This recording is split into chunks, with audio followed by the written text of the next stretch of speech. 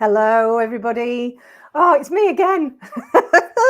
Oh, you can't get rid of me, can you? I absolutely love coming on live and sharing knowledge with you, information with you. Would love to, yeah, I'd love to show you a few things today. One of the biggest things I'm going to be showing you and sharing with you is quite a few of my drawings, and I'm doing this because I get an awful lot of questions about what's the best paper, what are the best techniques. And one of the things that I've found from drawing over the last sort of 8 years is that when you swap over to a different kind of a surface, you kind of have to tweak your techniques. So I want to talk to you a little bit about that this evening. I'm not going to be doing any drawing as such, but I am going to be explaining, I'm going to be showcasing some of my drawings and talking about some of the techniques so that you can then, tweak your techniques if you need to, or decide to use a different sort of a surface. Now, all of the pieces that I'm showing you, or the majority of the pieces that I'm showing you today are actually tutorials. So they are in the Ignite membership, which is really exciting. And the other thing that I'm going to share with you today as well is a little walkthrough of the Ignite membership. So, you know, if you are kind of on the fence and you're thinking, oh, shall I, shan't I, shall I join? You can have a look inside and see what it's all about. So that's what we're going to be doing today. I'm not going to be sitting and talking at you for an hour, I promise. Yeah, and then any questions, do drop the questions in the chat. I will have a bit of a Q&A at the end. So anything you'd like to know about the membership, about coloured pencils, about some of the surfaces that I'm going to be talking about, please just drop those questions in the chat, and I can either work through them as I'm kind of talking to you about the surfaces and the techniques, or we can have a bit of a Q&A at the end. So we're going to start off with over on my drawing board. I'm going to take you over to my drawing board in a second. I'm going to talk you through some of the surfaces, talk to you, yeah, exactly, James, a little bit about what the difference between Pastelmat paper and board is, all sorts of things like that. So, and then we'll have a bit of a break and I'll take you through a walkthrough of Ignite. Then we'll come back again and we'll look through more of the surfaces. So today I've got Pastelmat, I've got hot press, different kinds of hot press, and I've got drafting film. So hopefully there's something for everybody. And I'd love all of your questions to come through so that I can answer any of those for you. So, okay, let's get cracking. So I'm going to pull my drawing board up. Let me just pop that on there. Okay, so I'm going to pop over here. We have here, this is on a piece of rising museum board. Now, this is a surface that I've recently found. I've been using it probably for about 6 months, I think, maybe a little bit longer. In a quest to find something that I really like that's not Pastelmat. I love Pastelmat, but Pastelmat, as we know, has some quality issues. So I was trying to find something that I could use on a regular basis for my commissions, for some tutorials, and it's a really lovely, lovely surface. This is the 4-ply, so I don't know whether you can see there. You can see it's a little bit thicker than a normal surface. It's sort of board-like, very sturdy. I wouldn't say it's a bright white, but it's a nice white. It's not creamy. So if I bring this in here, you can see that's quite creamy. This is Fabriano Artistico warm white. This is sort of quite a nice white. Now it's got quite a toothy surface. We need tooth. We need tooth on a surface to be able to grab the pencil, to be able to create layers. There are some very, very smooth papers, the Bristol plate, for example, very, very smooth surface. Some people love it, but personally, my techniques don't really work well on the plate surfaces. It's just too smooth for me. So I like something with a little bit of tooth. When you feel it like this, it still feels quite smooth. And it's really lovely to draw on. Now, the techniques that I would use for this and really for any kind of hot press paper. And I've got some more hot press pieces here. I've got this one. This is going to be a full tutorial with an Ignite. So we have the obviously the skin tones, we have the jacket, we've got the horse, and then we've got the leather. There's a saddle going on here. This here is my first layer, so I'll come back to that in a second. But I work on the Rising Museum board. I've also got Fabriano Artistico. So this is from a small pad. This is a tutorial in there. This is from the same pad. Little lion face there. Actually, it works beautifully. The layering is really nice. There's some definite tweaks in techniques when you're using a surface like this. I've done this one, which is actually on a Stonehenge, which is sort of like a slightly tinted paper. And this one's got the full background, so I use some different techniques on here as well, and I'll compare this to one of the other surfaces with a background. And then I've also got this one here. I think this one's on Light Fast, and this is sort of like a whole horse. So what would be quite nice is to take this one, which is a whole horse, and another one that's a whole horse in a little bit, and compare them. So I've got this one on the Light Fast hot press. And I've got one that's on drafting film. So I've got a question there. What's the problem with Pastelmat? It's not really a problem with Pastelmat. It's just the fact that because it has a handmade quality to it, a handmade part of the process, the quality can sometimes be a little bit lacking. And there's also that there's sort of like a spectrum within their quality. So some Pastelmat is very smooth. Some Pastelmat ends up being really grainy. You can also get some marks on the Pastelmat and little kind of areas where there's no surface on there either, which is it's really, really frustrating. There are ways around it, but it's quite frustrating. And I know a lot of you will have seen Jason's YouTube video that he put out yesterday. Jason and I talk all of the time, and he's been trying out a new surface, and I've got some of that coming to try out for colored pencil artists, and we're hoping that it might be not a replacement for Pastelmat, but maybe it might be a competitor, because at the moment there is no competition. Pastelmat is like Pastelmat, when it's good, is the best surface, I think, that you can possibly work on, and I absolutely love it. So when you're working on hot press paper, you need to have a couple of things. Really sharp pencils. Really sharp pencils, because you're wanting to get into the tooth of the surface. And you'll be able to see on some of the, let me just zoom into this actually. See if I can just zoom in and show you. Oops, that's zooming out. I'm just going to do that. Oops. No. Okay. So hopefully you can see here, you can see some of the tooth in the paper, and you can see this is my first layer coming in here. So if I use a really sharp pencil and I just bring my layer in, you're still going to see some of the tooth, but it gets into all of the little nooks and crannies. And it's just really, really helpful to do that. I put this first layer in, and then I build it up gradually, again, with relatively sharp pencils.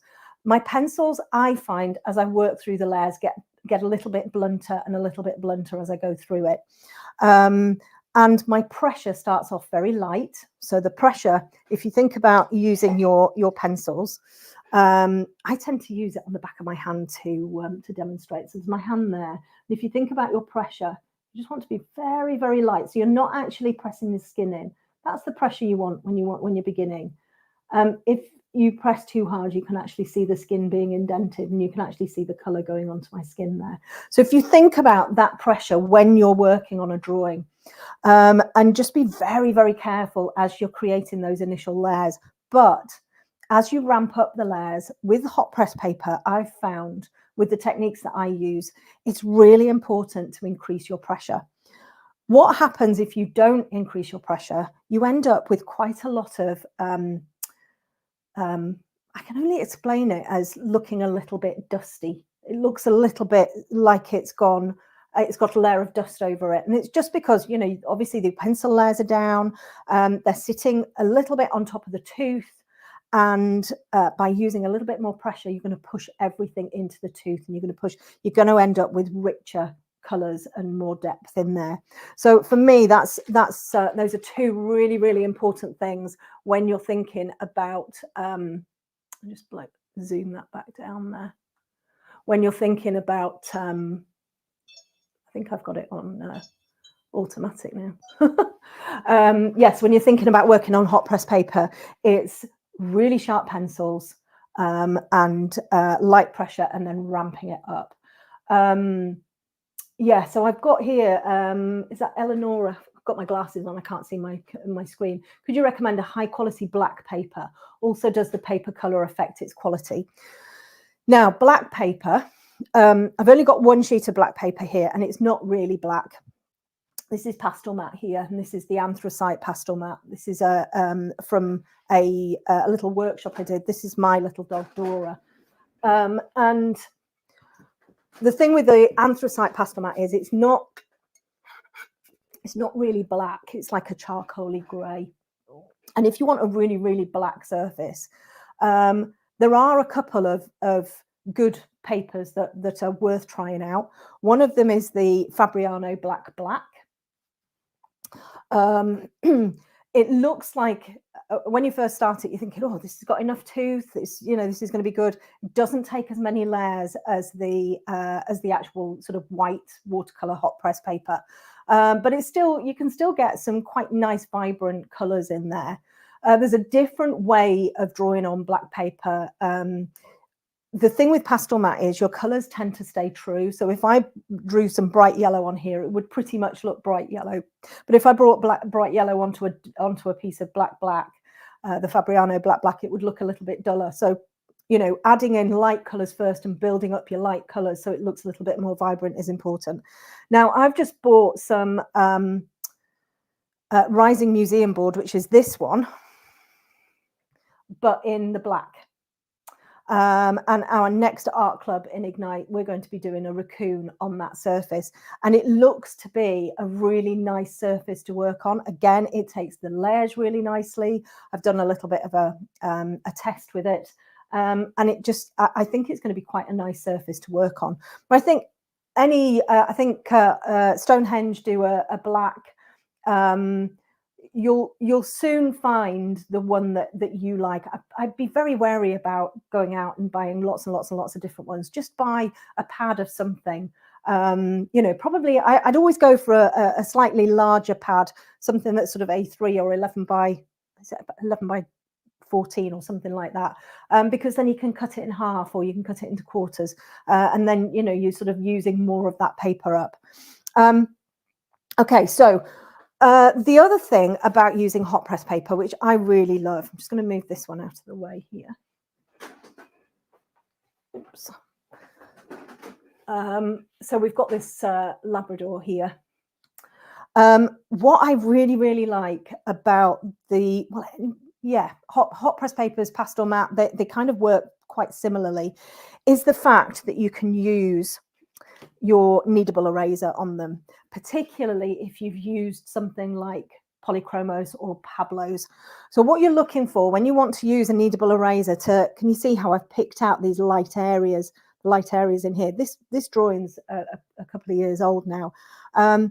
And what I find when I use the hard dry pencils like Polychromos and like Pablos, you can lift out the colors really, really nicely with something like a kneadable eraser. So this one is a little Faber-Castell one. It comes in a plastic box. You can knead it, you can move it around. They last for a long time. You can kind of put it into points. So, if you want to draw like little tiny little hairs and stuff like that, you can do.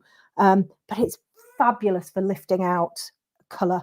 And again, I'm just going to zoom in because I just want to show you how good it is at. Just let me do.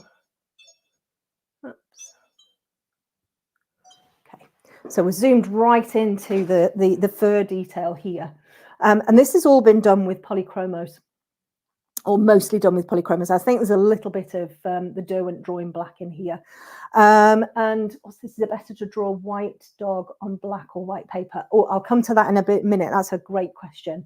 And basically, let me just show you a little bit here. If I just kind of drag this in here, I can create some really nice soft highlights just with my eraser. So I put my pigment down, and then I bring this little tool in and I can create these lovely soft little highlights. That's another great way of using tools and techniques on a hot press paper. It's I use it all of the time. You know, particularly for bringing those little highlights and stuff like that in. It's just a really, really nice way of drawing and using your tools. So it doesn't always have to be your pencils. Now, I don't tend to, I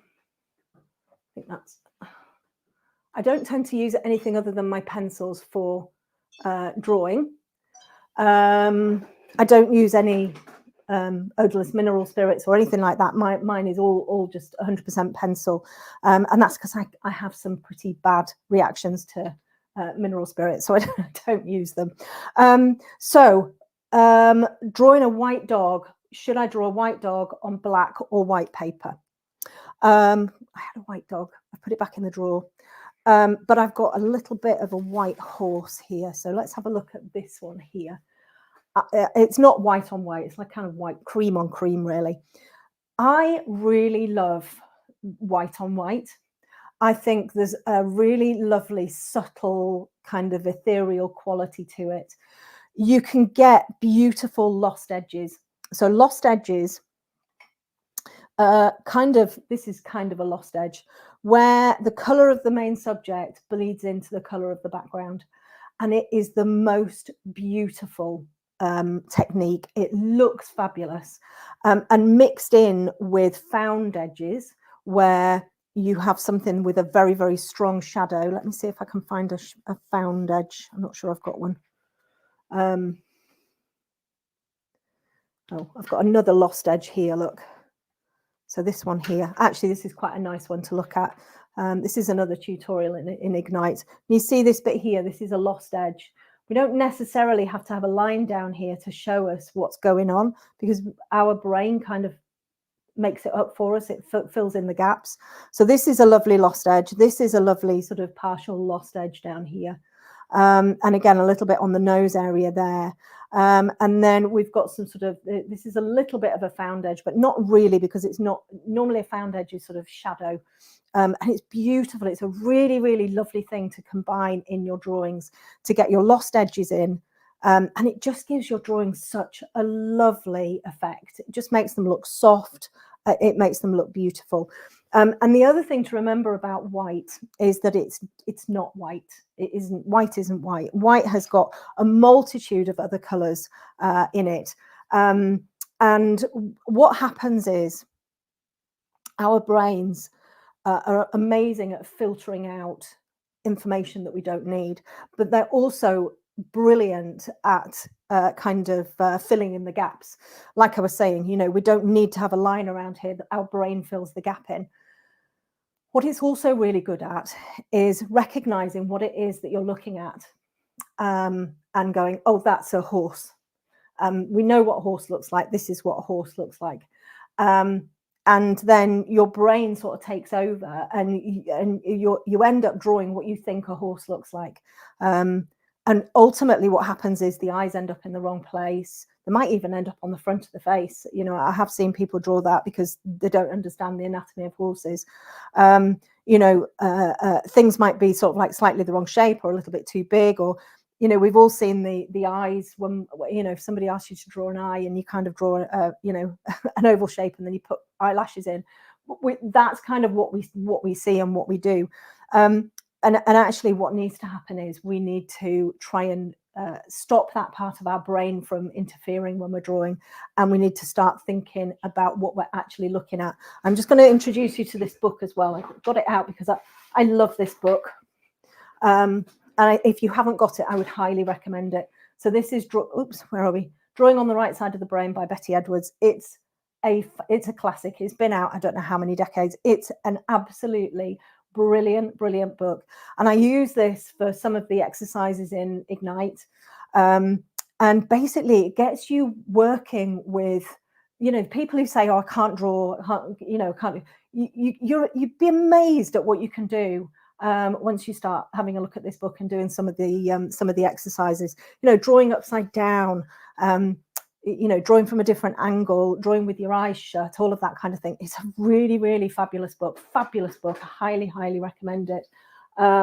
So this horse, yes, there is a tutorial for this one. So this one is called Alakazam. There's actually 2 tutorials of him. One's a headshot, and this one's actually a full body pose on the hot press paper. So it's a really nice one, and there's sort of minimal colors in there as well. Got a question there. How do you know when it's time to replace an edible eraser? Normally, I replace mine when one of the dogs has eaten it. It's not very good for your dogs, but if I leave mine out by accident, you can bet your life it has gone. Somebody has stolen it and eaten it. I don't know when I last changed mine, probably a few months. They're not expensive. I tend to get mine in groups of 4 and I have them on repeat. So every now and again, I just get a new set of 4 coming through, and they're just, you know, I swear by these. These are my most used tool. Okay, so let me talk about using or drawing backgrounds on hot press. Now, if you know me and you know my work, I don't often do backgrounds, and I don't kind of do landscapes and stuff. That's slightly about to change, which is quite exciting. This is done on a piece of Stonehenge multi. So it's actually a pad that I've had for the last 8 years, and it's full of like toned paper, but it's a little bit like a hot press. It's that sort of smooth, but there's a little bit of tooth to it. Now with this, it was more of a less detail, more value type thing, and I wanted to put this background in. I had to use a technique called burnishing in this particular piece. Now that is a technique that I would never use on Pastelmat, and I would never use on drafting film. Basically, burnishing is about pressing really hard. Once you've kind of nearly finished, and pressing all of your colors, smudging all of your colors together, and pressing it into the tooth of the paper. And I found that particular technique worked really, really well with this little landscape here. Because it sort of merged all of my colors in the background together, and I used a lot of luminance pencils. I used a lot of used polychromos and luminance mostly on this, and actually it worked out quite nicely as a little landscapey piece. This one's a full tutorial as well.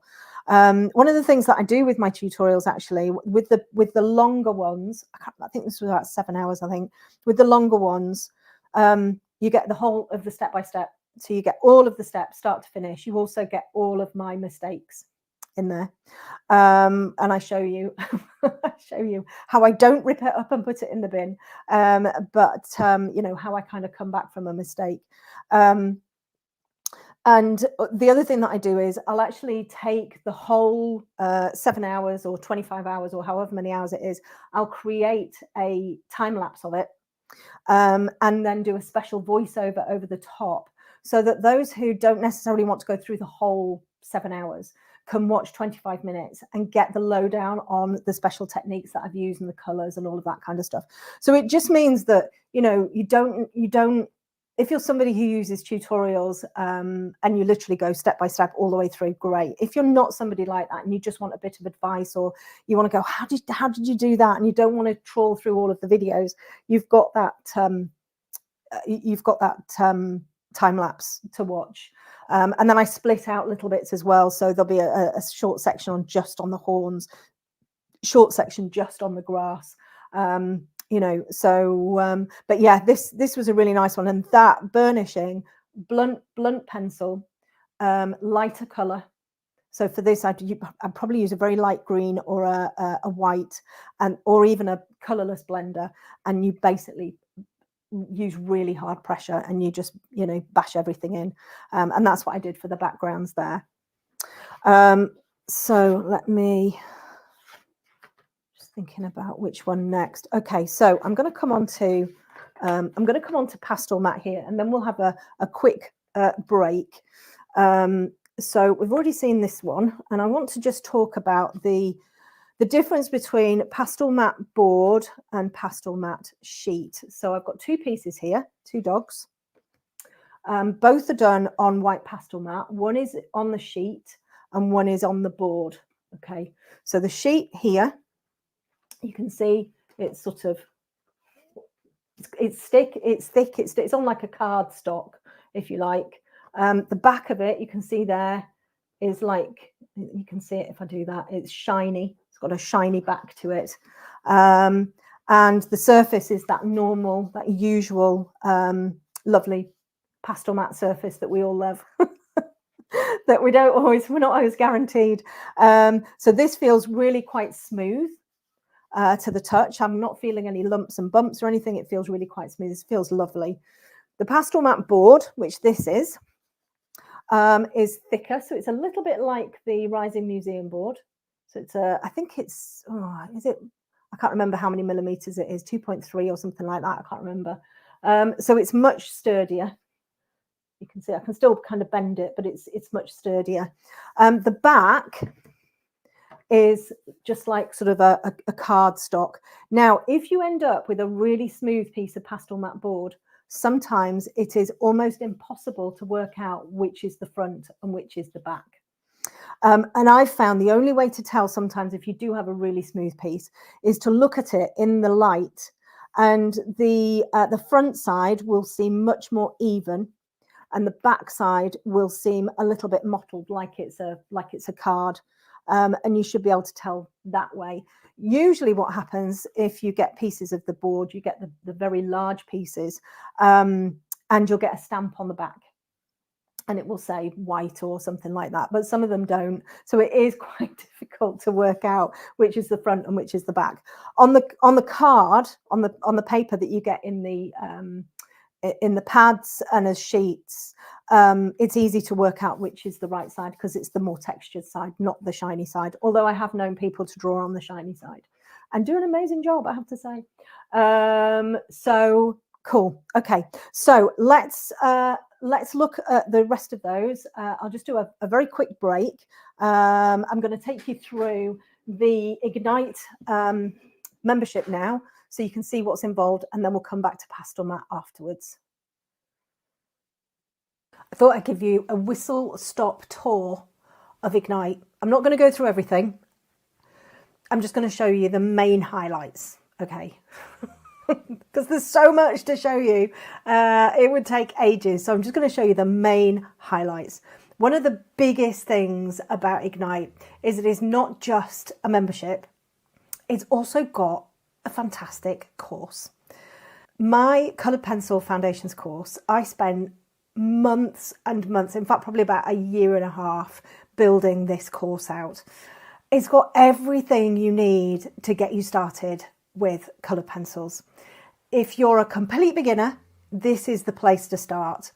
There are 7 modules. It takes you through all of the pencils. It takes you through all of the surfaces. It takes you through drawing different parts of animals. The Coloured Pencil Foundations course is the place to go if you are starting out with coloured pencils. If you have no idea what a coloured pencil is, this is where you start. And I get really, really, really excited about this course because it's amazing. It's absolutely amazing. There's so many fantastic resources in here. We talk about the introduction, what is a colour pencil. We've got some mindset and confidence, guide to the materials. We've got some basic principles. We're talking mark making, colour theory, that kind of thing. I keep everything very simple. I don't complicate things.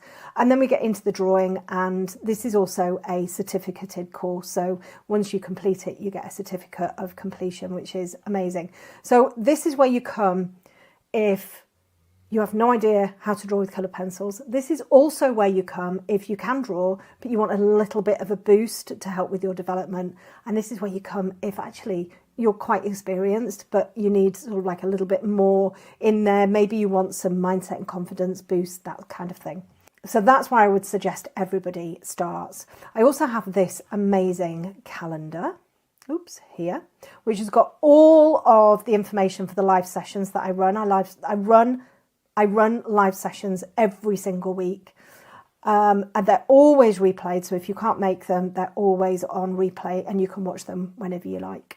The other brilliant thing about Ignite is that the tutorials are separated into difficulty. So you have the Glimmer tutorials, which are more suited to beginners, Spark, a little bit more complex, Flame, even more complex, quite challenging pieces. So you can choose when you join to have your page personalized with the difficulty. So you might say, I'm a complete beginner, so you just get the Glimmer tutorials. You might say, I'm actually really experienced, so you get the Flame tutorials. But you have the opportunity to see everything, just not all on your homepage, which makes it a little bit overwhelming.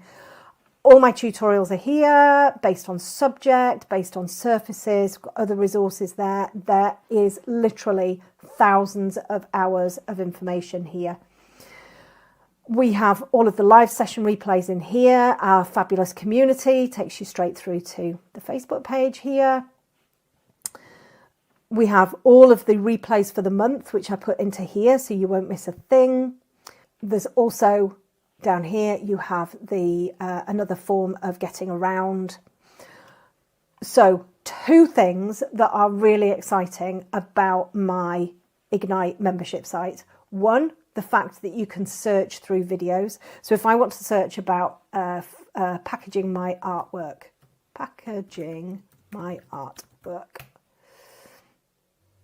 it will show you exactly where I've taught. Oh, we talked about this yesterday. Packaging my artwork. And it will give you the place in the video where to go to listen to that specific question that you put up here in the search bar.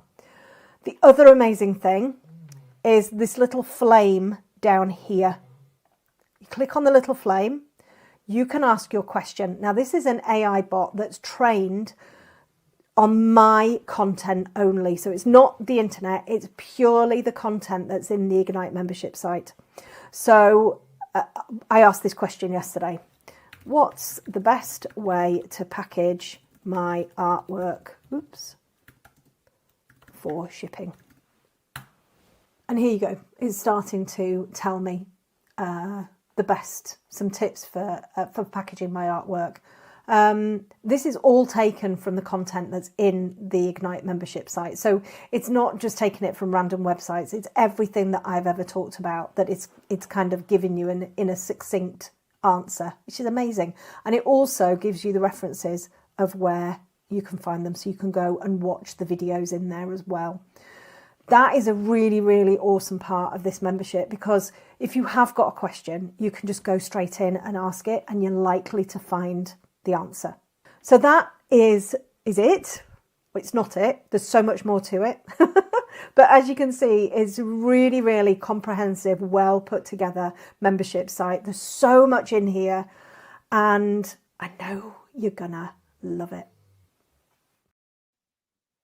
Okie dokie. So there we have the walkthrough through Ignite. I get so passionate about it. It's been 3 years of sort of putting together, tweaking, and it really is amazing.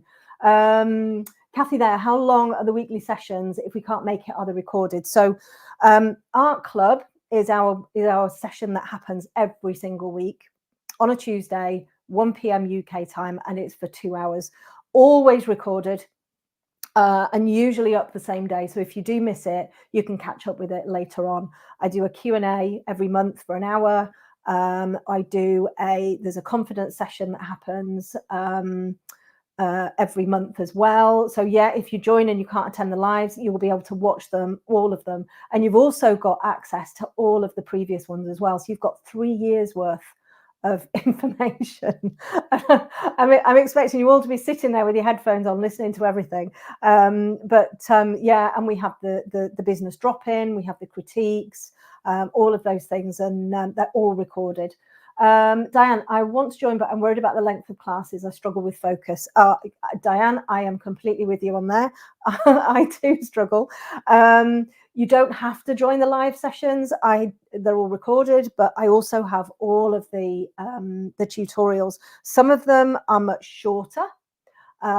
Some of them are a little bit longer. So you'll find that there are quite a few relatively short pieces, maybe, you know, focus bits and pieces that will probably be really, really, really useful for you. So let's just nip back to Pastelmat. I'll keep looking at my screen and picking up the questions as we go. And yeah, so this is on the Pastelmat sheet. This is on the board. The colors on this, you can see, are beautiful. And when you're working on Pastelmat, there's again a very specific technique that will help you get the best out of this fabulous surface. If you're used to using hot press paper, you're going to come onto Pastelmat and you're just going to go, what on earth is this monstrosity of a surface? Nothing works. My techniques don't work. It's like I've forgotten to draw. I get this horrible thing that looks like a 5-year-old's done it, and it all becomes a little bit, you know, don't ever want to use that paper again. What I would say is, when you come from hot press paper to Pastelmat, you kind of have to forget a few things. The first thing is, try not to use really sharp pencils, because all that's going to happen if you use really sharp pencils all of the time is you're just going to keep sharpening them. And then that myth that people talk about, that is, oh, Pastelmat eats your pencils, that will actually come true. Actually, what eats pencils is the fact that you're sharpening them. That's what eats pencils. So less sharpening when you're working with Pastelmat. We concentrate very much on the base layers when it comes to Pastelmat. I mean, you kind of do that with all of the surfaces really, but with Pastelmat, I find it's really key. So we don't think about details or anything like that to begin with. It's all very much about creating the lovely values, getting your color in there, getting the shapes in there, and then your details come in on the top. And this again is another tutorial here. So Viv, Bonnie, how do you know what colors to put down first on a drawing? Also, if a tutorial that you are doing is on Pastelmat, can you do the same drawing on say drafting film? Okay, so how do you know what colors to put down first? My suggestion always when it comes to color picking is when you first start drawing, it's very likely that you won't get color, that you won't understand color, and you might get a little bit frustrated. Literally, when I first started out, and I've said this before, I would put let me get a color that's close to this one. Hang on. I would get a color here, and I'd literally put it on my photograph and I'd go, does this look the right color? And then I'd use that color. I don't really swatch. You can see I kind of have a little bit of a scribble from time to time on here. This was actually a portrait that I was doing. But what I tend to do is, and I stick to, again, sort of like quite a strict rule that you can change. I look for the lightest color first.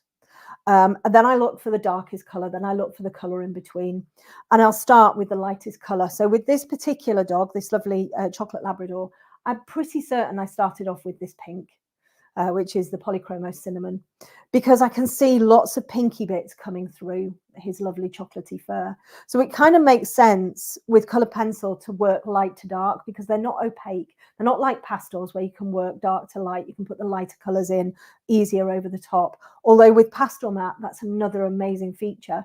Because it's classed as an abrasive surface, you can actually get those light colors in over the top. So it's a little bit like the holy grail of colored pencil work.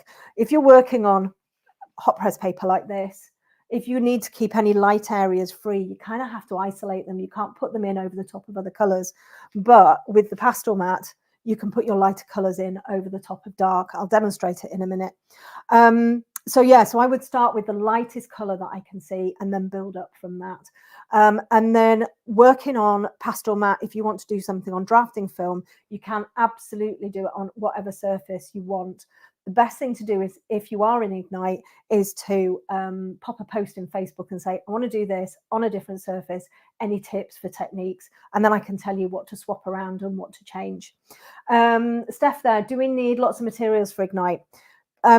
So there is quite an extensive materials list, but you don't need to get them all. I think it's really important to say that, yes, I kind of do use a lot of colors and a lot of brands of pencils, But the thing about my community is that they're so helpful, and there are things like conversion charts. So it means that you can use what you have. You don't necessarily have to go out and buy all new materials. You can use what you have. And I think that's really, really important. I'm very, I think I need to be very clear on that. You know, I'm not forcing you to use certain brands if you don't have them or you don't have the budget for them. I think it's important to be able to use what you've got. Let's have a quick look at this one here. So this is little Dora. This is on the anthracite Pastelmat, and I'll just show you how the you can get some of that lighter color on here.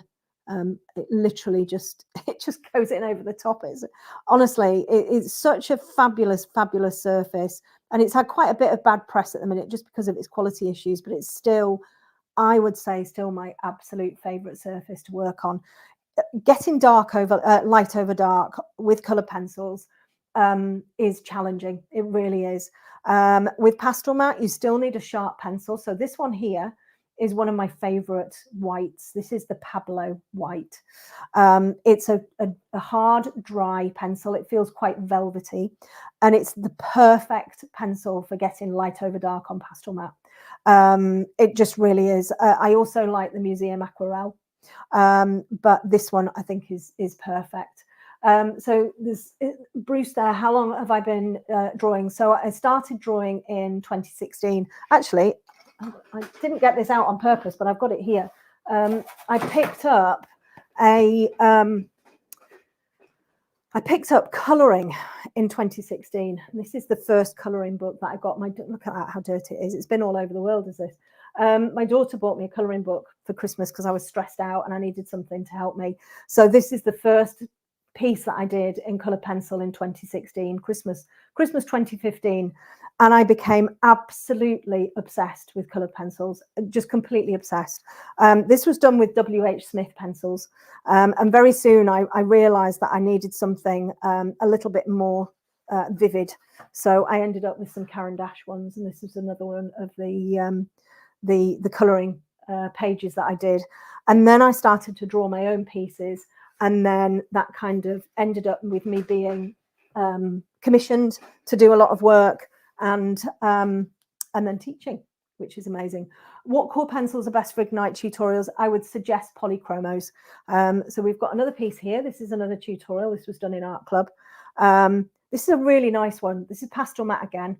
And what's lovely about Pastelmat is that the backgrounds are relatively simple to achieve if you use the hard dry pencils, because you can smudge them and blur them with things like cotton buds and paper stumps. So I don't ever use pastels, ever. I'm actually allergic to pastels.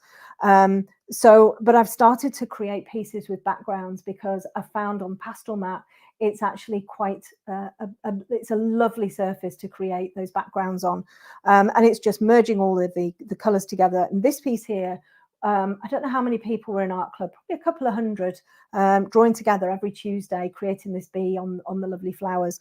And some of the piece, well, all of the pieces, absolutely amazing coming through. So I'm gonna, what's another piece? Oh, I'm just going to show you this last one, because this one, this one again on Pastelmat.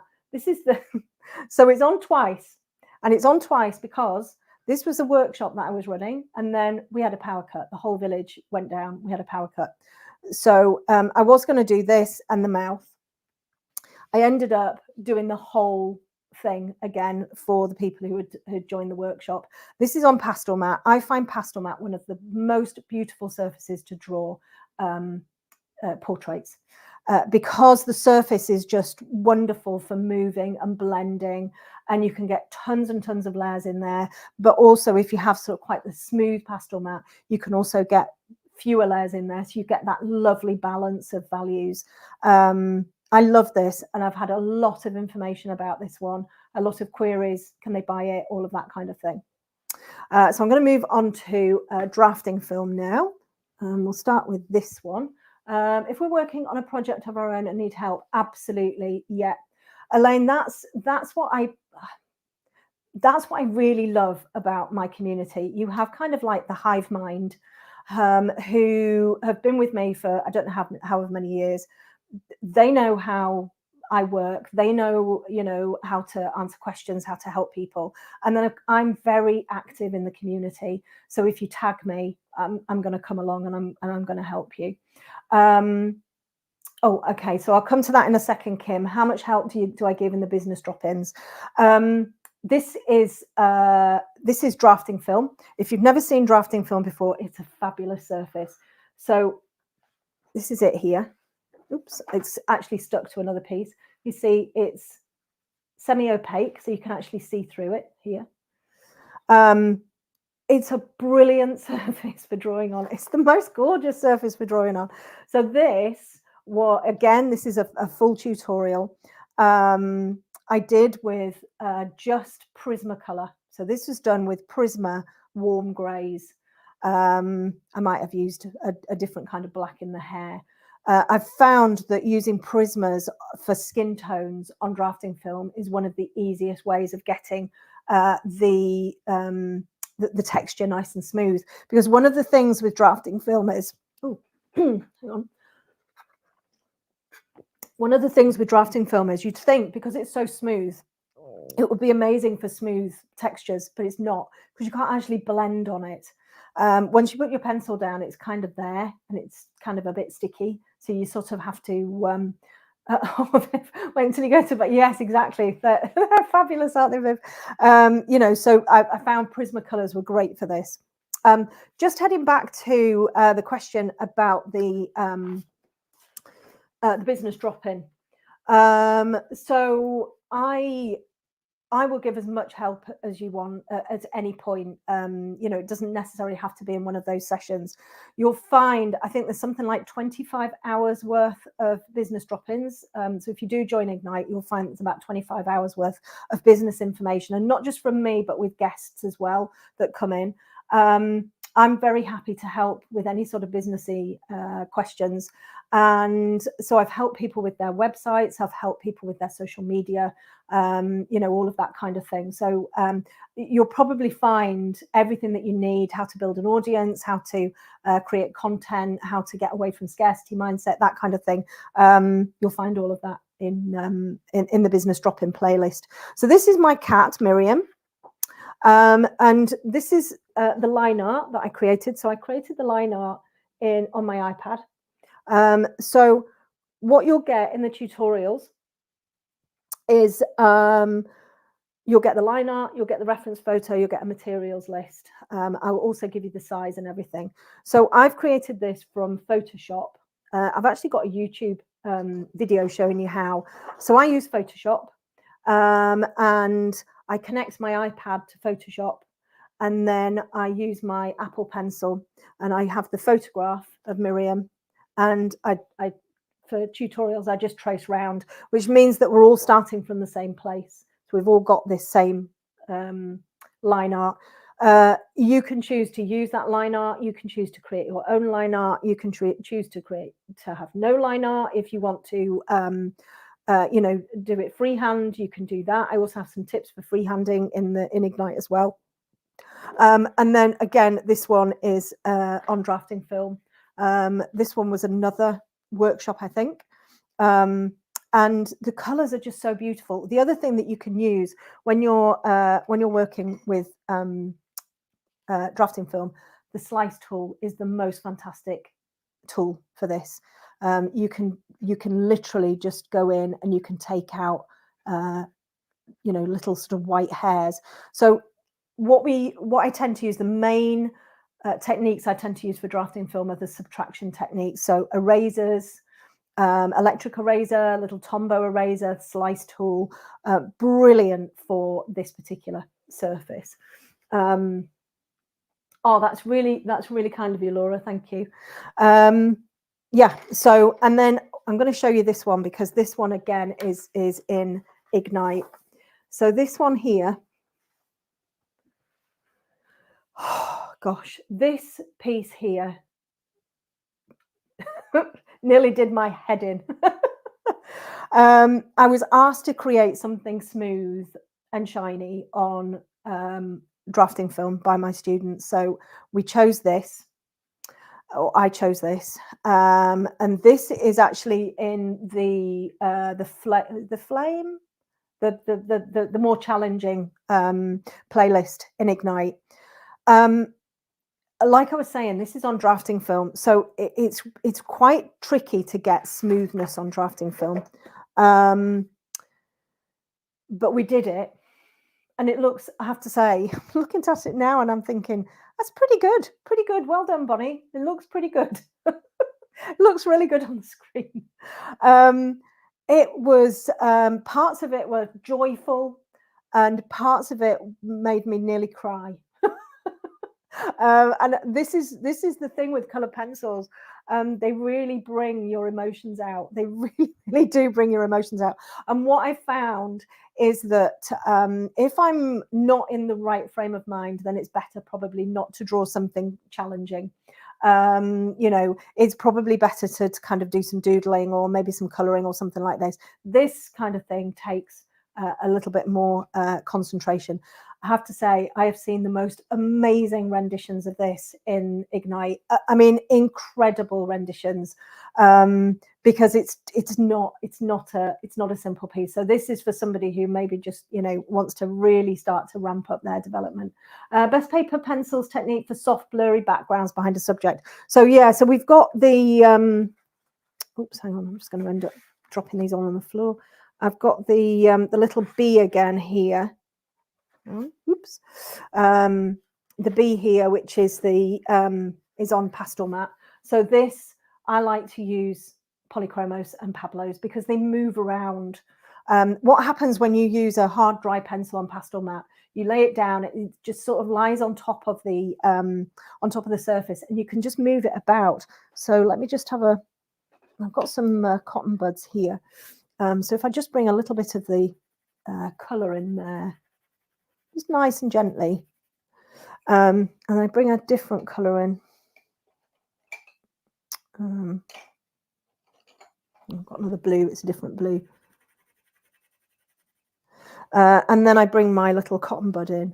I can just bring my cotton bud in and I can just go round and round over the top, and it's almost, I don't want to say it's like a pastel, but it's almost like a pastel. You can just kind of blend it in, and you can smudge it together, and it's all just wonderful.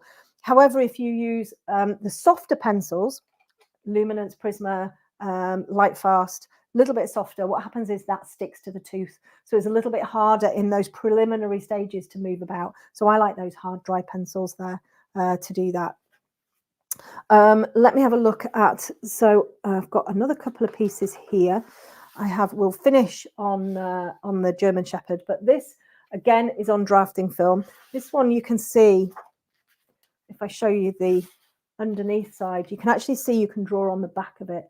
So this was a piece that I did just for me because I wanted to prove to myself that I could draw a portrait on drafting film.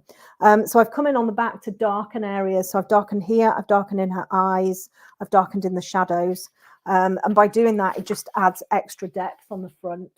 You can see these are the areas where I've kind of darkened. I wanted to get a really smooth texture in her skin, and I managed it. I used a lot of Prismacolor in here again. I think it's pumpkin, I think. So something that I've been working on are my human portraits, and kind of working on those skin tones. I find that the values over anything, whatever you're drawing, the values are the most difficult pieces. Okay, how long are you a member once you've paid, and what if you get the wrong level for you? Oh, okay, so Jen, that's a really good question. So you're a member for as long as you want to be a member. If you join yearly, then you will you'll rejoin the following year, and then I can't remember what else you said then.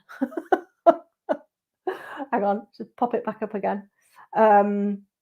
What if you get the wrong level for you? So you get everything. So you get everything, and when you join, you're asked a couple of questions, and the questions will determine what you actually see on your homepage, but you get access to everything. It's just your homepage is simplified a little bit. So if you say I'm a complete beginner, you'll just get those little Spark tutorials.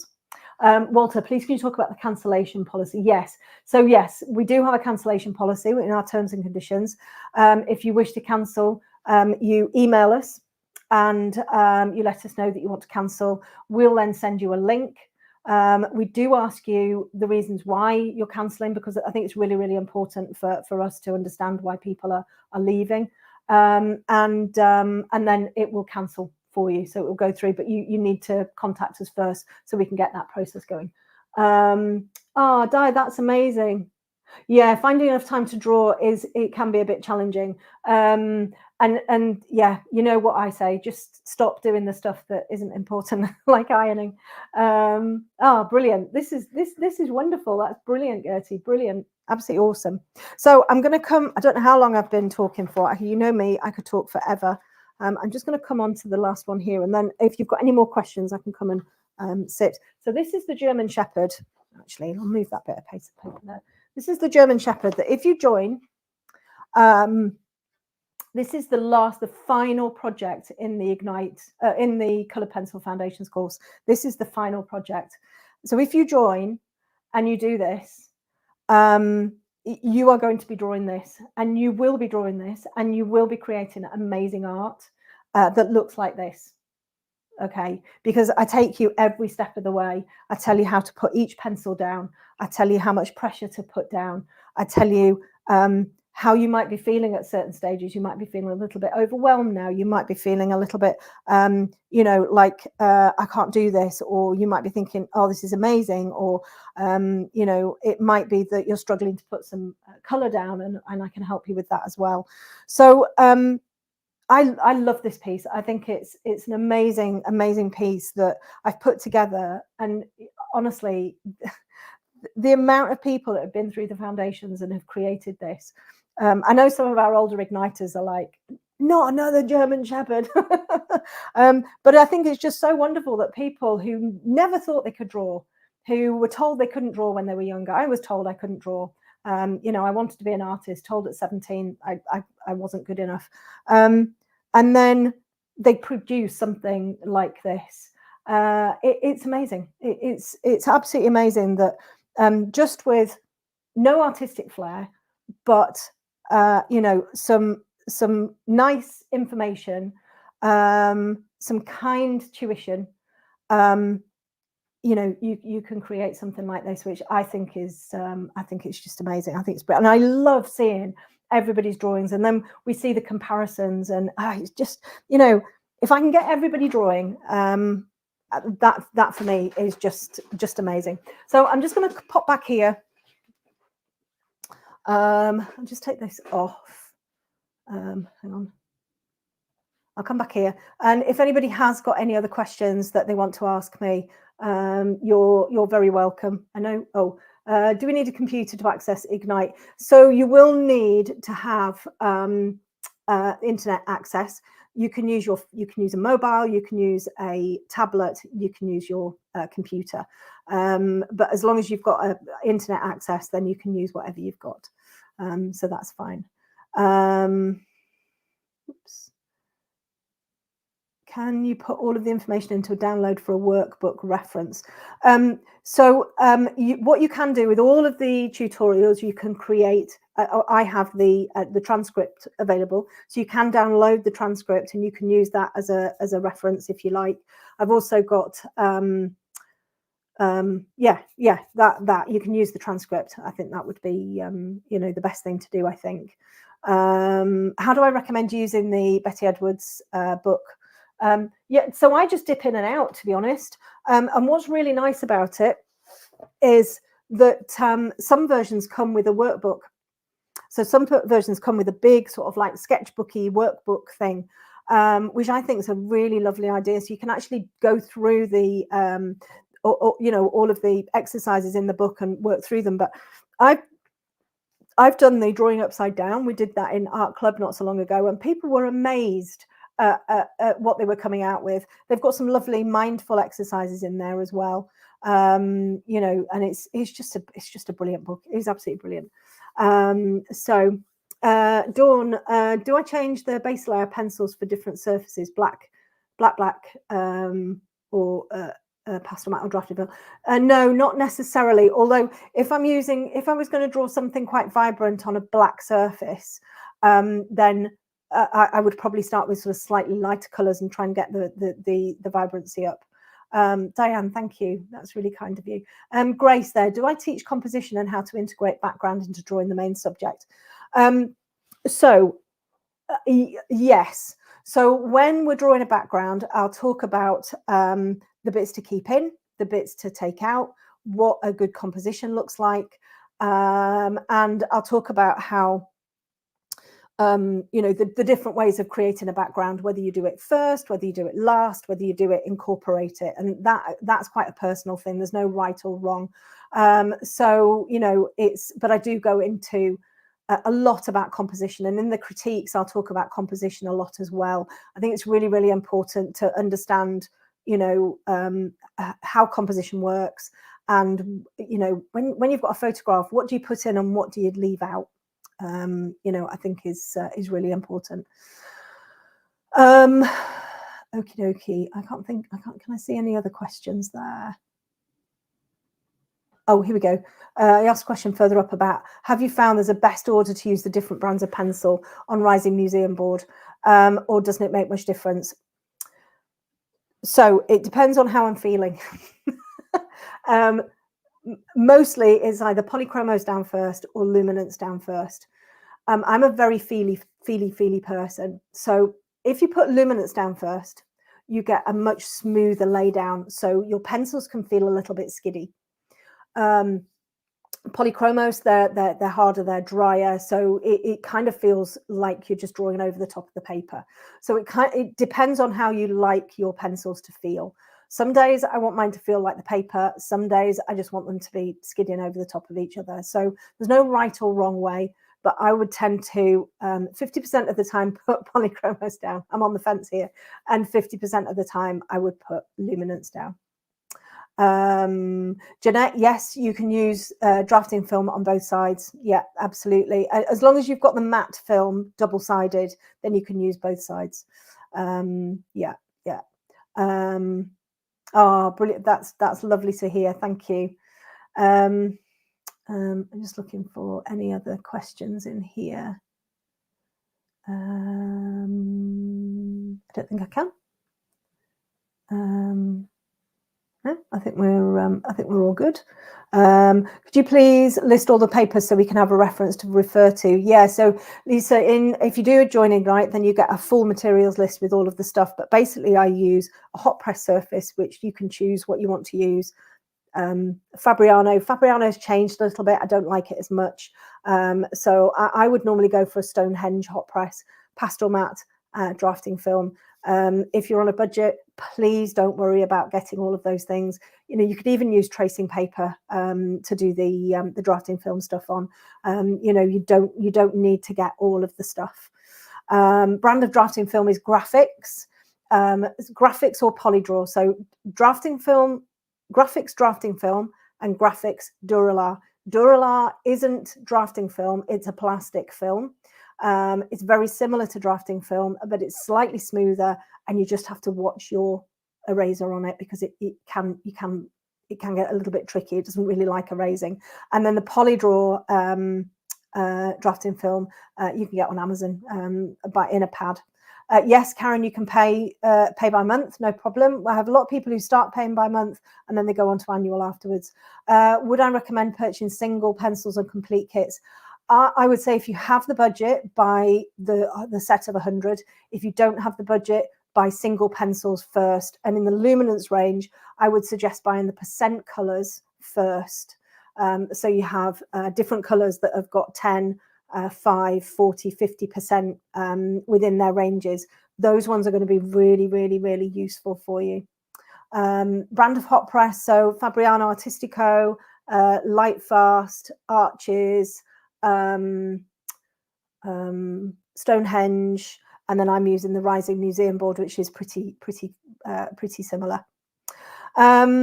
Awesome. Thank you all ever so much. Thank you all ever so much for joining me this evening. I hope it's been helpful.